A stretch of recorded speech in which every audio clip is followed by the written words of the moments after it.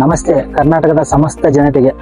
ಇವತ್ತಿನ ದಿನ ಏನಪ್ಪ ವಿಶೇಷ ಅಂದ್ರೆ, ನಮ್ಮ ದಾವಣಗೆರೆ ಜಿಲ್ಲೆ ಜಗಳೂರು ತಾಲೂಕು ಗುರುಸಿದ್ದಾಪುರ ಎಂಬ ಗ್ರಾಮ. ಗುರುಸಿದ್ದಾಪುರದ ಇನ್ನೊಂದು ಹೆಸರೇ ಶ್ರೀ ಮಡ್ರಳ್ಳಿ ಚೌಡೇಶ್ವರಿ ದೇವಿ ಉದ್ಭವ ಆಗಿರ್ತಕ್ಕಂಥ ಸ್ಥಳ. ಆ ಸ್ಥಳದಲ್ಲಿ ಆ ದೇವಿಯ ಒಂದು ಮಹತ್ವ, ಆ ದೇವಿಯ ವಿಶೇಷತೆ ಎಲ್ಲ ತಿಳಿಯೋಣ ಬನ್ನಿ. ಇವತ್ತಿನ ಸಂಚಿಕೆಯಲ್ಲಿ ನಾನು ನಿಮ್ಗೆ ತೋರಿಸ್ತಾ ಇರೋದು ಶ್ರೀ ಆದಿಶಕ್ತಿ ಜಗನ್ಮಾತೆ ಶ್ರೀ ಮಡ್ರಳ್ಳಿ ಚೌಡೇಶ್ವರಿ ದೇವಿಯ ಮಹಾತ್ಮವನ್ನು ತೋರಿಸ್ತೀನಿ.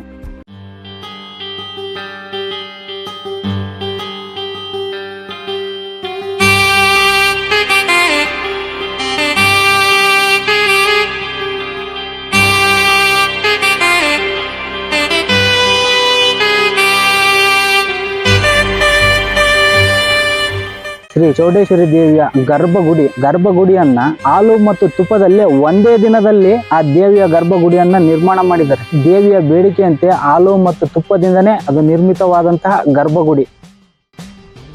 ಬನ್ನಿ ಫ್ರೆಂಡ್ಸ್, ಇವಾಗ ನಾವು ಶ್ರೀ ಚೌಡೇಶ್ವರಿ ದೇವಿ ದರ್ಶನ ಮಾಡೋಣ.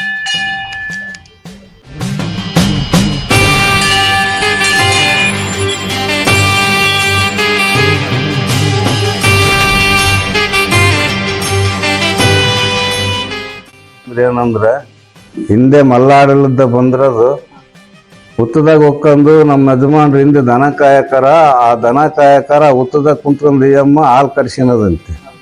ಅವಾಗ ನಮ್ಮ ಅಜ್ಜರು ಇಬ್ಬರ ಅವಾಗ ಹಣ ಇದು ಹಾಲು ಕೊಡೋದಿಲ್ಲ, ಈಗ ಒಂದು ವಾರ ಆಯ್ತು ಹಾಲು ಕೊಡೋದಿಲ್ಲ, ಏನಿಲ್ಲ ಬಾಯಿಲಿ ಹೋಗೋದು. ಈಗ ಮುತ್ತದಾಗ ಆಕಳ ಮುಂದೆ ಬಿಟ್ಟು ಅವ್ರು ಹಿಂದೆ ಸುಮ್ಮನೆ ದನಗಳು ಬಿಟ್ಕೊಂಡು ಹೊಡೆಯುವಾಗ ಅದು ಹುತ್ತದಾಗ ಹಾಲು ಕರೆದಂತೆ. ಆವಾಗ ನೀನು ಯಾರು ರಾಕ್ಷಸು ಯಾರು ನೀನೇನು ಮಾತಾಡಕ್ಕೆ ಬಂದಾಗ ನೀನು ಚೋಡಮ್ಮಪ್ಪ, ನನಗೆ ಎಲ್ಲ ನೀವೇ ಮಾಡಕ್ಕು, ಮುಚ್ಚಬಾನ ಹಾಲು ಎಡೆ ಹಾಕ್ರಿ, ನನಗೇನು ಅದು ಬೇಡ, ಯಾವ್ದು ಮುಚ್ಚಬಾನ ಎಡೆ ಹಾಕ್ರಿ. ನಿಮ್ಗೆ ಮಕ್ಳ ಪಾಲ ಯಾರ ಹಾಕಿಂದ್ರು ಮಕ್ಳ ಪಾಲನ್ನು ಕೊಡ್ತೀನಿ, ನಿಮ್ಮ ವಂಶವನ್ನು ಉದ್ಧಾರ ಮಾಡ್ತೀನಿ. ನನ್ನ ಜಾತ್ರೆ ಬಂದವರಿಗೆ ಒಂದು ಶವಳು ಕರೆದಿರಬಾರ್ದು, ಒಂದು ಹಾವು ಕರೆದಿರಬಾರ್ದು.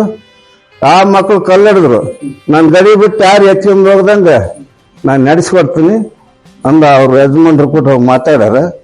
ಈ ಕಾರ್ಯವೆಲ್ಲ ಅವ್ರು ಮಾಡ್ಕೊಂತ ಬಂದದ್ದು ನಾವು ಇವತ್ತು ಅದರಂತಲೇ ನಡ್ಕೊಂತ.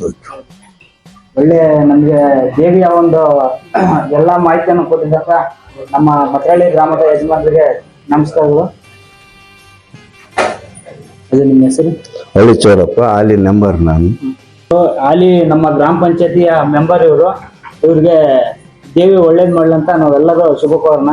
ದೇವಿಯ ಫುಲ್ ಎಲ್ಲಾ ಮಾಹಿತಿಯನ್ನ ತಿಳಿಸ್ಕೊಟ್ಟಿದ್ರೆ ಅವ್ರಿಗೆ ತುಂಬಾ ಧನ್ಯವಾದಗಳು. ಅನ್ಕೋ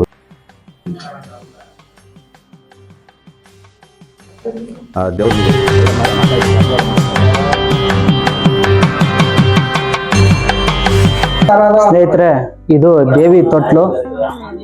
ಭಕ್ತರಿಗೆ ಮದುವೆ ಆಗಿ ತುಂಬಾ ದಿನ ಆದ್ರೂ ಮಕ್ಕಳಾಗಿರಲ್ಲ ಅಂತವ್ರಿಗೆ ಸಂತಾನ ಪ್ರಾಪ್ತಿ ದೇವಿ ಕೃಪೆ ಮಾಡ್ತಾಳೆ. ಅವ್ರಿಗೆ ಸಂತಾನ ಪ್ರಾಪ್ತಿ ಅವ್ರಿಗೆ ಸಂತಾನ ಭಾಗ್ಯ ಆದ ತಕ್ಷಣ ಅವರು ಬಂದು ಈ ದೇವಿಗೆ, ಇಲ್ಲಿ ನೋಡ್ರಿ ಇಲ್ಲೆಲ್ಲ ತೊಟ್ಲು ಕಟ್ಟಿದಾರೆ ನೋಡ್ರಿ, ಈ ತೊಟ್ಲನ್ನ ಬಂದು ದೇವಿಗೆ ಸಮರ್ಪಿಸ್ತಾರೆ.